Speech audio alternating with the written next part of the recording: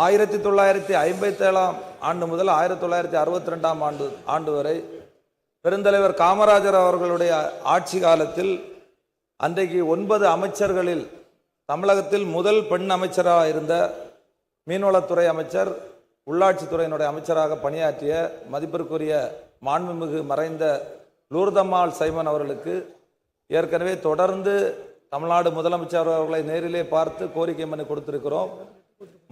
அன்று கொடுத்த போது எங்களுக்கு ஒரு உத்தரவாதத்தை தந்தார்கள். வரக்கூடிய காலத்தில் லூர்தம்மாள் சைமன் அவர்களுடைய திருவுருவச் சிலையும் அவர்கள் பிறந்த செப்டம்பர் 26ஆம் தேதியை அரசு விழாவாக கொண்டாடுவதற்கான முன்முயற்சி எடுப்போம் என்று சொல்லியிருக்கிறார்கள். அதை இந்த அரசு செய்து தருவதோடு இந்திரா காந்தி அம்மையாருடைய சிலை இன்னும் அதற்கான பணிகள் முழுமையாக நிறைவேறவில்லை. அதையும் நீங்கள் செய்து தருபடி அன்போடு நான் கேட்டுக்கொள்கிறேன்.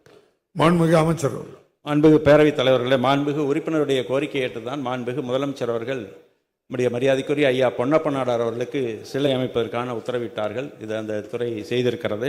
அதே நேரத்தில் மாண்புமிகு உறுப்பினருடைய கோரிக்கையை நம்முடைய முன்னாள் அமைச்சர் மரியாதைக்குரிய நினைவில் வாழும் லூர்தம்மாள் அவர்களுக்கு அரசு விழா அறிவிப்பது குறித்தும் சிலை அமைப்பது குறித்தும் நிச்சயமாக மாண்புமிகு முதலமைச்சருடைய கவனத்திற்கு எடுத்து சென்று நிச்சயமாக அரசு பரிசீலிக்கும். அதே நேரத்தில் முன்னாள் பிரதமர் இந்திரா காந்தி அம்மையார் அவர்களுக்கு சிலை தயாரிக்கும் பணி நடைபெற்று வருகிறது. விரைவில் அதற்கான வாய்ப்புகள் நிச்சயமாக சிலை அமைப்பதற்கான சூழ்நிலையை உருவாக்கப்படும்.